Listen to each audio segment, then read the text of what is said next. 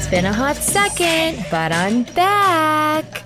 You know, they say that distance makes the heart grow fonder, and truthfully, I've spent decades challenging that theory, but for my own personal benefit, I'm going to hope that it's true. If this is your first time listening to this podcast, I'd like to offer a disclaimer. Firstly, the term bitch is a term of endearment. So is hooker and fucker. Bitches say what they mean and mean what they say without intentionally trying to be mean. Does that make sense? Probably not. Directness, for me at least, is a way of life that I encourage and celebrate. If this is already too much for you, you should probably just stop listening now. But you know what? Continue to subscribe for a couple weeks or just hate listen. You know, that's a real thing. Trust me. You can slide up into my DMs and you'll understand what I'm talking about. I never turn down a download, so just help me help you. Just think of it like as the philanthropy, Make-A-Wish Foundation, if you will. Anyways, my name is Jackie Schimmel. I created a really, really subpar, mediocre blog back in the day called The Bitch Bible. And from that sad baby turned into this prophet messiah baby, which is now this podcast, which I've been doing for 3 years. If you're just listening to this now, I could give you the episodes you should listen to and the ones you shouldn't listen to. They can't all be hits. Ask Brittany, ask Justin, ask whoever, a neighbor, a friend. You know, I'm just a wholesome girl braving the social climate of 2018 with a martini in my hand, hopes in my heart, serious blockage in my digestive system constantly, a twinkle in my eye, self-deprivation in abundance. Oh no, not self-deprivation, self-deprecation. God, it's hard being a genius. And on top of everything else, having really, really aggressive opinions about everything with very little information about anything. So welcome. This kind of sounds like a shady sales pitch for Scientology. That wasn't the intent. I was just trying to be really, what's the word? Profound, some might say. You think Jackie Schimmel, you think Bitch Bible Podcast, you think profound, or just really, really fucking stupid. So that's that. For my first episode back, I wanted to bring back my favorite guest. Pause for suspense. That would be myself.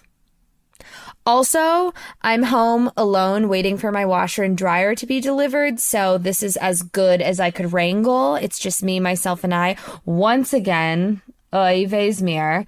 I was given a 9 a.m. to 6 p.m. delivery window, which is the biggest crock of fucking bullshit I've ever heard in my entire life. Who gives a 9 to 6 window of time? That is, let me do the math real quick. That is fucking 9 hours. Costco, go fuck yourselves. So yeah, I've just been here Anne Franking it all day.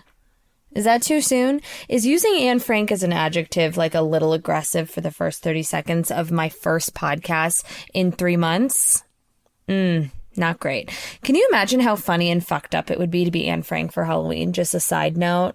I could get really, really creative and go into detail, but I'm not going to do that because I'm not trying to get dropped by my new production company. But I am adding Anne Frank to my fucked up Halloween dress up list. You know, Tonya Harding was at the top of my list for a really long time. I wanted to be Tonya Harding for Halloween when I was 7 years old. And I was told that was really, really inappropriate, but so funny. And now it's so relevant. So believe me, I'm trying to find a crowbar that I can tote around and some fucking clip-in bangs, which I think I have. I have a whole box of hair extensions that I've just been lugging around in my car. You know what's great? I didn't pack for myself because I'm ill-equipped to just do really basic things. But I have all of these hair extensions for my wedding. I've got a ponytail. I've got bangs. I've got, layers. I've got length. I've got volume. I've got waves. I've got curls. I've got tousled-ness. It's all over the map. So I had all these bags of hair, and I was packing some of my crystal that I got for my wedding that I'll never use. And I used my hair extensions just kind of in lieu of bubble wrap. And let me tell you, not a candle holder broken. So just the more you know, cue the rainbow, if you will. Oh my God. Okay. What is it? Ujjayi breathing. I need to take a few deep breaths. Okay, so I don't even know where to fucking begin. Listen, I recorded that contrite intro to this episode, and I was like feeling so on top of my game. I metaphorically like high-fived myself, and I was like, you go, Jackie. You are so back and you are so fabulous. So I busted open some caviar that I've been saving for a really long time. I'm like, listen, this is my first podcast episode. I'm back. I'm doing this. New year, new me. I got a little pep in my motherfucking step. I made myself a gorgeous martini. I waited for 20 minutes to let my fucking glass chill in preparation for this episode. This is just so me.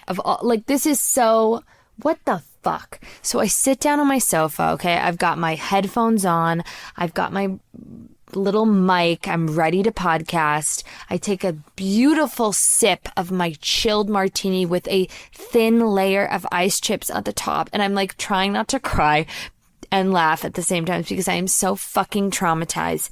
I sit down, and out of the corner of my fucking eye, I saw a rat in my beautiful new home that I just moved into. I have lived there for 4 days.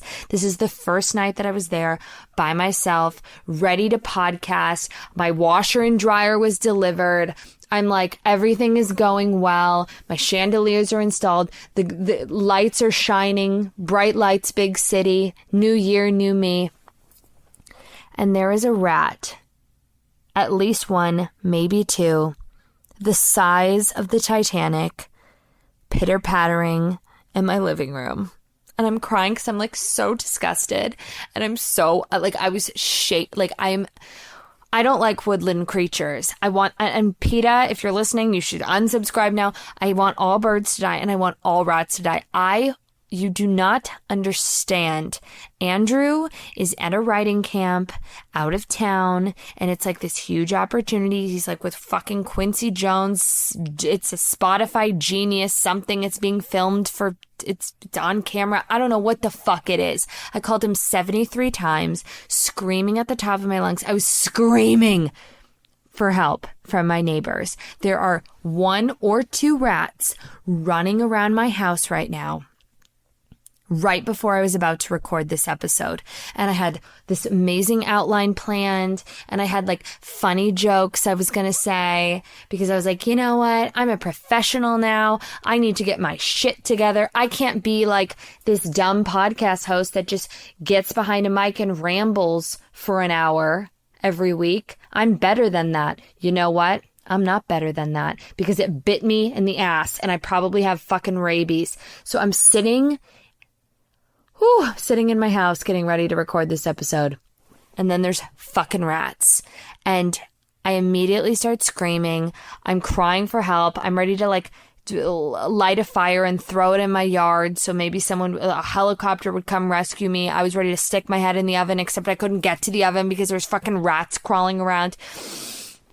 So the second, all I could do was wait until Leo came to me, because I was standing on my sofa screaming at the top of my lungs like on a deserted island.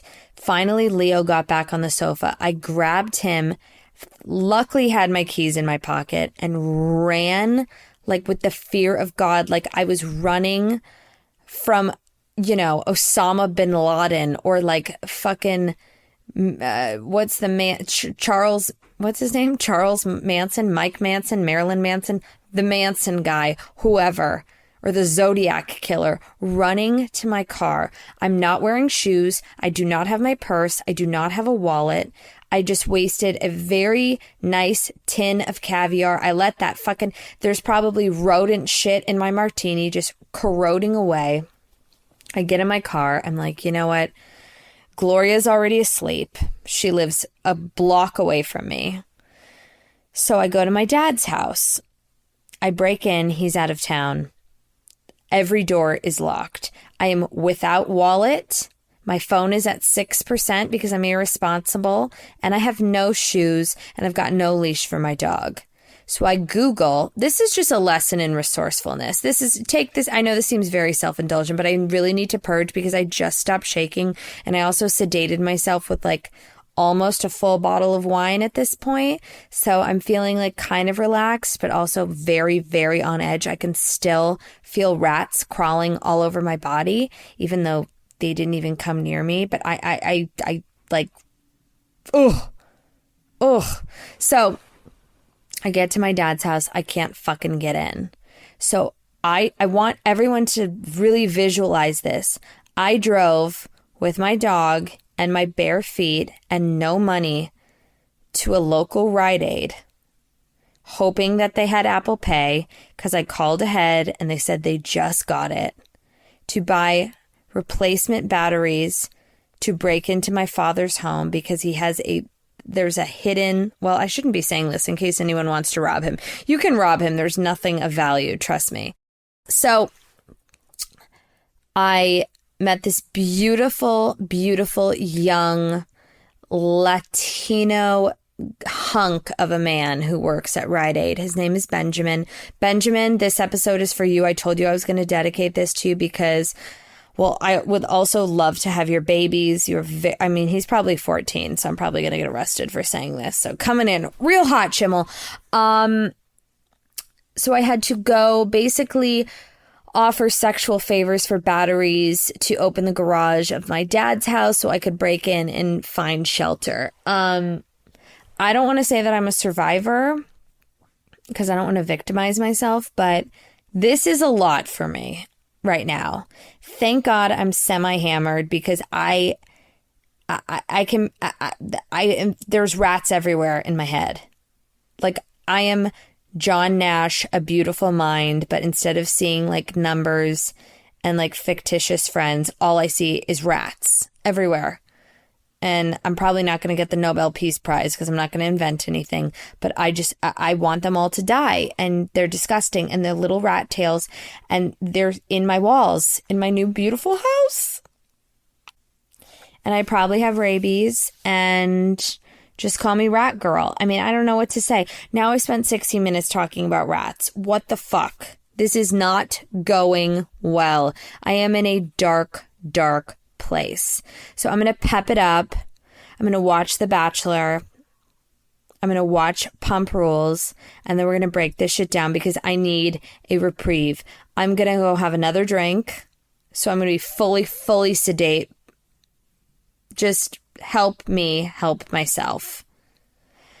Oi to the vey. 2018 looking real bright. Check back later. Before I watched The Bachelor, I totally had, because this rat thing has just really fucked up my whole goddamn day, and my whole brain has gone to rat pellet shit. So the Super Bowl was yesterday. I don't give a fuck about the Super Bowl. I actually don't even know who played. I forget if it's football, basketball, baseball, lacrosse, beanbag, pool. I don't care. And you know what's really crazy is when you go to a Super Bowl party and there's always that one or two bitches that are sitting on the sofa front and center acting like they give even 1/4 of a fuck about this game. Do you know how exhausting it is as a female to pretend that you care one morsel of a shit about a sporting event? And listen, if I'm at a live sporting event and I've got a hot dog and a tall beer and I don't know, just something is hit in the right place, then maybe I could pretend there's an energy thing that kind of transmits through your body. But to sit with 50 people, only of which like 10 that you actually like, and you have to pretend to care about the Eagles or the Green Bay Packers or the Lakers or the Dodgers or whoever the fuck was playing yesterday, and they're sitting all erect like, oh yeah, fumble. Like, you don't even know what's going on. Sit down. No one wants to fuck you more because you're pretending that you give a shit about football. It's exhausting. I tried to pretend like I was involved in the game for 10 minutes just to avoid conversation with people because I was just kind of done. Because that game, it just never ends. It's like after 2 hours, I'm like, okay, we've already hit the bases. Like, how are you? How's work? What's going on? Blah, blah, blah. How's your boyfriend? And then I just go on autopilot mode and I just don't want to talk to anybody anymore. So I'm like, okay, this is a safe bet. I'll sit, I'll grab a beer, a Bud Light, doing it for America, and then I'll pretend to be invested in this game for 3 minutes. Nope, can't do it, don't care. And I look at these girls, and there's always one at a Super Bowl party who's pretending to love the chicken wings and eat the bean dip and just be so into the game. And she doesn't give a fuck. And to that girl, I say, I'm sorry. And I feel sorry for you. And if you need a shoulder to cry on, call somebody else because we're not going to be friends. So I really only watched it for the halftime show. And I was really, really desperately hoping and praying that they were going to bring out Janet Jackson. Miss Jackson, if you nasty. And I'm nasty, okay? This is very controversial to say, but Janet Jackson is my favorite Jackson. After LaToya. Or, who's the other one? Jamiroquai. Jerome. What's his name? I don't know. I love Janet Jackson. She could be my favorite ever. Rhythm Nation, like when I envision myself living day to day, I imagine myself as Janet Jackson, Rhythm Nation, in like a black combat military jacket and like latex pants, just kicking ass in a ponytail. That's who I think I am. It's very delusional, but like that's who I want to be. And I mean, Velvet Rope, the whole, like nobody gets me erect like Janet Jackson. That's the way love goes. Miss You Much, Love Will Never Do, Black Cat, Escapade. Like I could go on and on. I like a deep cut. If you haven't listened to Empty, oh my God, Janet Jackson, Empty gets me like I in the fetal position. It is so good. If by Janet Jackson. Just do a quick Google. Honestly, I get so lonely. I mean, I could just keep going with the discography. I'm obsessed with her. Justice for Janet. So I was really hoping that maybe they would have their like redemption moment and maybe Janet and JT could get on stage and do, what was it, Rock Your Body, where she exposed the nip? I was hoping that maybe in this, social climate, in this female empowerment movement, that maybe Justin and Janet could get on that stage and she could just rip off, his like a loincloth, and then we could see Justin Dick at the Super Bowl. Not that I really want to see that. I was a big NSYNC person. And by big, I mean like not really that big. I love Tearing Up My Heart. It like makes me want to fucking bust a tit. But I was kind of more of a Backstreet Boys. Actually, you know what? I was a Spice Girls girl. I didn't give a fuck about those boy bands. Not one fuck. So I was hoping that justice for Janet was going to happen. And I try not to critique people that are doing something at a much higher level and something that I could never do. So I liked the halftime performance. I mean, do I think it was like Gaga? No. Do I think it was Coldplay or Beyonce? No. But it was entertaining. I didn't really understand like how he started like in the club, like underground at the Super Bowl. Like it's the fucking Super Bowl. Like I don't really understand why it'd be cool for you to be like underground with 30 people. Like I want you to like levitate from the sky. I want you to be on Mars, like, you know, in like a light up tracksuit or something. I want you to be like, I don't know. I want shit to get weird. It's the Super Bowl. So I thought he did a good job. I mean, people are slaughtering his ass all over the web. And did I just say all over the web? Am I 97 years old? On the online. But I thought it was kind of good. And it was feel good. It was, you know, it was very literal when he started singing Mirrors. Then everyone held up a mirror. I mean, it was like, be more original, JT. But I was more offended by his outfit. I just don't understand. Well, like, he was wearing like a weird, like a bandana, like Tennessee landscape, weird lumberjack goes to the prom. It was weird. It wasn't okay. But like if he just came out in like a gorgeous suit, like just kick it old school, JT. And he doesn't do it for me. When I see him try to be funny, like when I saw him in Friends with Benefits, my vagina webbed shut. It just like became one. Like no, and like it was gone. I became like a Barbie doll in all the wrong ways. I initially liked the Prince tribute, but then after doing a little bit of research, you know, Prince said that coming back in a hologram form was demonic. And then I loved when they turned the whole city purple, though. Like, I was super down for that. I don't know. I thought it was good. I mean, am I crazy? What the fuck do I know? I was also like 8 bags of Fritos deep and I have chicken wings like exploding from every orifice of my body. Like I never need to see a chicken wing again. I feel disgusting.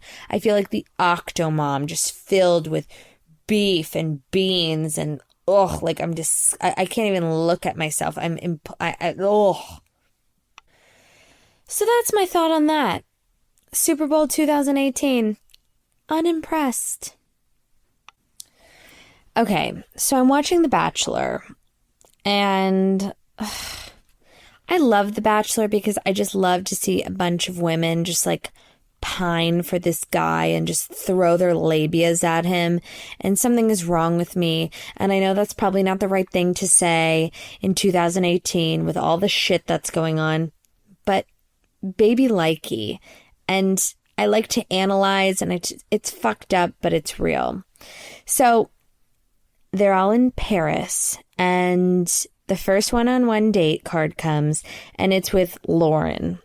Lauren B, Lauren C, Lauren A. Who knows? There's like 85 Laurens, or maybe there's only one, but they all seem like the same person to me. Like, I can't. Like, there's the basic bachelor Lauren, and everyone knows who I'm talking about. Lauren is like, she's like a sad turkey sandwich with a soggy bun and no condiments. She is like the epitome of a romper girl. Romper girls are like the basic bitch adjacent coordinate. They're the worst. And by the worst, they're not the worst. They're just, you know, mediocre. Just like a sad turkey sandwich with no condiments. It's the best thing I can say. She's a romper girl.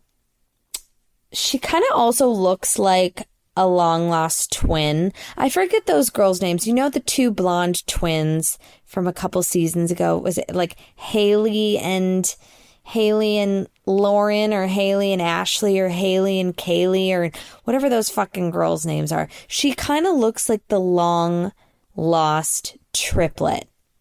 Or maybe that's just me. Or maybe they just all blend in my head. I'm not entirely sure. With this Lauren bitch, I can't tell if she's fully comatose or if she just hates him and is just here for like the possibility of getting a free FabFitFun box, which I totally understand. She's like trying to get some skinny tea up in there. And she's like hoping she hits like, 100,000 Instagram followers, and then she can just like really just, profit off this thing, monetize. I feel like every girl on The Bachelor has like the tried and true line, I could really see myself falling in love with him. And let me tell you something. When I'm really hungry, I could really see myself falling in love with the fucking sandwich artist at a Subway. Like, you sound ridiculous. I could really see myself falling in love with him. That essentially means nothing. I could really see myself falling in love with like basically anybody. Truly, anybody. That doesn't even mean anything. Like, why does every person on this show say that? It has been 3 days. You don't know if this person is like fucking their parrot for sport. You know nothing about them. Literally nothing about them. And I could really see myself falling in love with them. Same. Sometimes I feel that way about the Amazon delivery guy. When he comes early, I'm like, you know what? I might have his babies one day. That's what makes the world go round. But are you really going to marry him? No. Anyways, I don't know if this recorded or not. I'm just going to repeat what I just said. All these girls on the show were like, oh my God, I could really see myself falling in love with him. I could really see myself falling in love with literally anybody, anything. I mean, I say that about a stranger, a distant relative, the mailman, my butcher, a sushi chef, a dog, my dog. Well, I am in love with my dog. I don't even get me started on that. Then I'll really lose all my listeners. I don't even know how to like get into this. When I look at my dog Leo, I mean, my heart feels like it's going to explode. And then I want to just grab the sharpest object and I just want to impale him. And then I want to eat him. And I want to eat him in his entirety. And then I want to never digest him because I want to live inside him. I want to live inside his mouth and I want him to live inside my mouth. I want to take his ears and I want to deep fry them like pork skins. And then I want to dip them in guacamole and just like, I can't do it with him. This is getting weird. But me and my dog's love re-energizes me. Leo, I love you. He's looking at me right now and he's terrified. He doesn't even know. I want to lick his eyelashes. It's weird, but when you get it, you get it. And there's like a medical diagnosis for people who really feel love rage. I hope that people listening at home sympathize with my situation. I love him so much that I literally want to shove my fist up his ass and I want to hurt him. I want to take him in an empty pillowcase and helicopter him around my head and then throw him into a brick wall and then kiss him to death. Right? That's normal. No? No comprendo? This is why I should have an outline, because it gets weird. We go to dark places. This is why I need to have a guest, because I just get on that highway and then I end up in fucking Siberia. We're twisting and we're turning. And another thing people should know who are listening to this podcast, whether you're listening to this for the millionth time or the first time, I don't do shtick. I don't prepare anything ahead of time. I'd probably be a lot more successful if I did. This is a stream of consciousness, and it always gets me in trouble, and I ain't gonna apologize, and I can't believe I just said ain't. I don't know. I've been watching Tia too long on The Bachelor, who, by the way, I love her. She is Raven 2.0. I think she's honest. I think she's cool. I think she's direct. I am down for Tia. Oh, Jackie, you have such bad ADHD. Okay, so let's get back to The Bachelor. So the group date is at the Moulin Rouge. And I'm just wondering, so there's this big group date. They all put them in these costumes. And I'm just wondering, like, do these bitches all have their labias waxed? Like, is their grooming situation just, like, on lock because they're on The Bachelor and they don't know when they're going to have to, like, put out? Is there a precautionary vagina trim? I mean, I'm just saying, it's a lot to just ask someone to be on a thong on a date, especially if it's not a fantasy suite date. Right? It's weird. Are their assholes waxed? Have you done that? Have you taken care of business? I mean, it's just weird. Here, put some nipple tassels on and a thong and dance for me. I mean, it's so not 2018. I'm just saying. I've been having a lot of mixed feelings about Becca. Is it Becca M., the nanny, the 22-year-old nanny? I had a very visceral reaction to her when I first started watching the show. I didn't get it. There's a lot of things that bothered me, and I'm going to keep them to myself because I am a lady. However, I stumbled upon a news article online about how she was a missing persons, and she told her family that she was going to go work on a marijuana farm, and they filed a police report because she went off the grid, and then they found her on The fucking Bachelor, which made me like her significantly more, because if it is better to tell your family that you're going to go grow marijuana than go try to find love on a television show, there's a level of self-awareness and shame involved that I can respect. I do not respect her Victorian velvet choker, and I would kind of like her to figure out her hair situation. Although if you look at the missing persons photo, she has really figured out her bangs, so I'm going to give her a gold star for that. But they have this weird connection, and she kind of, she's growing on me, and it makes me love myself because I'm so open-minded, but also hate myself because I feel like I want to stand strong in my pursuit of Becca M. But something about her I don't hate, which means something, especially with The Bachelor for me. Remember when I almost got rabies from a rat? I mean, I feel like I've lived a whole life in the past 2 hours. I'm a survivor. I'm going to make it.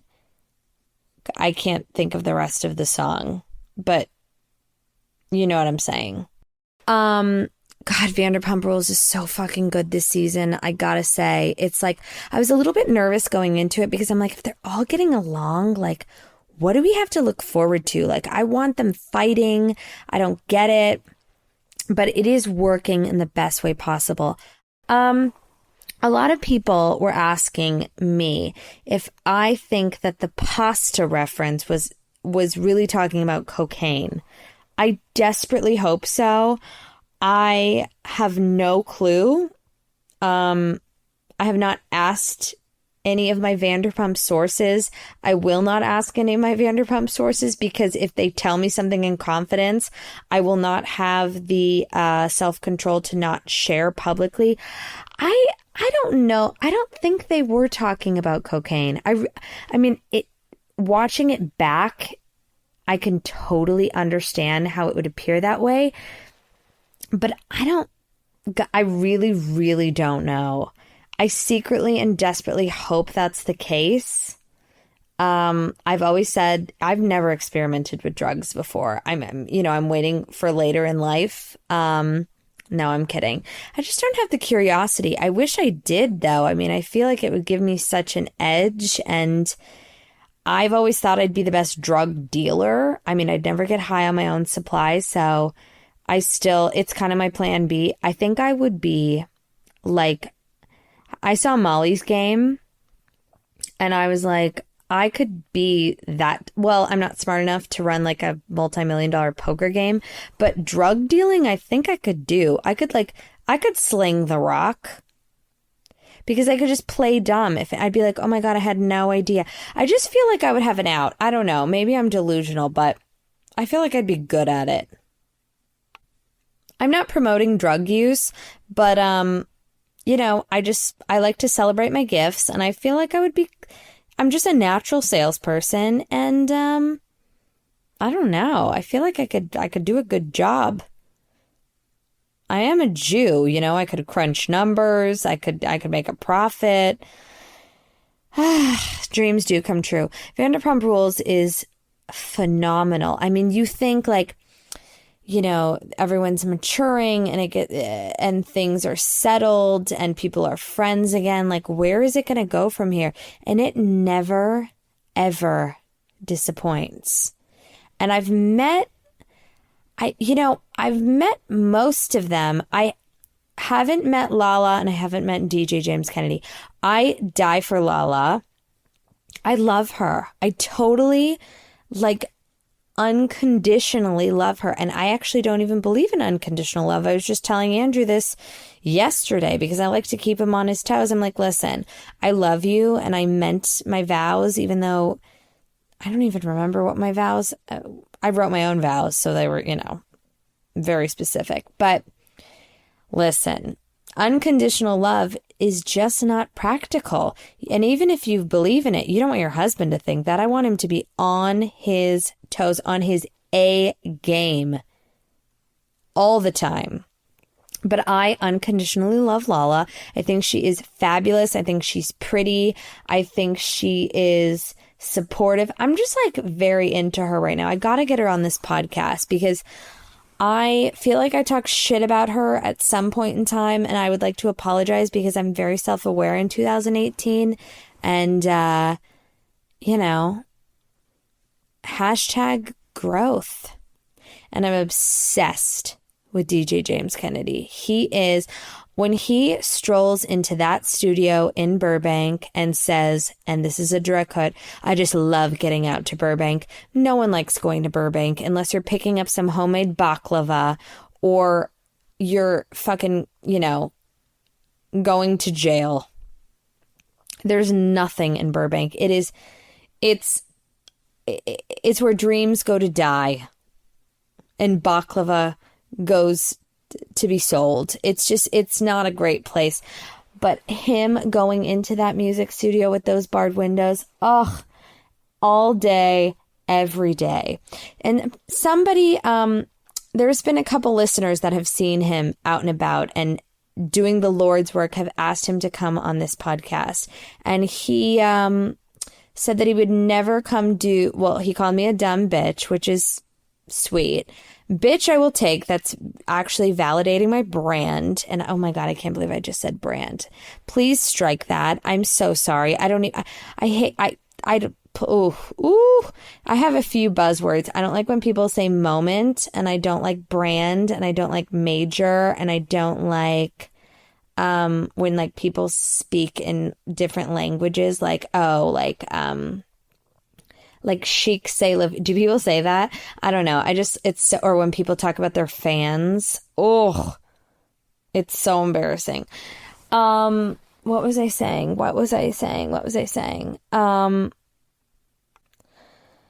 But anyways, one of the Bitch Bible loyal listeners asked James Kennedy to come on this podcast and said, that, and kind of told him that I apologized and that I love him now. And he said that he will never come on this podcast because I talked shit about his mom.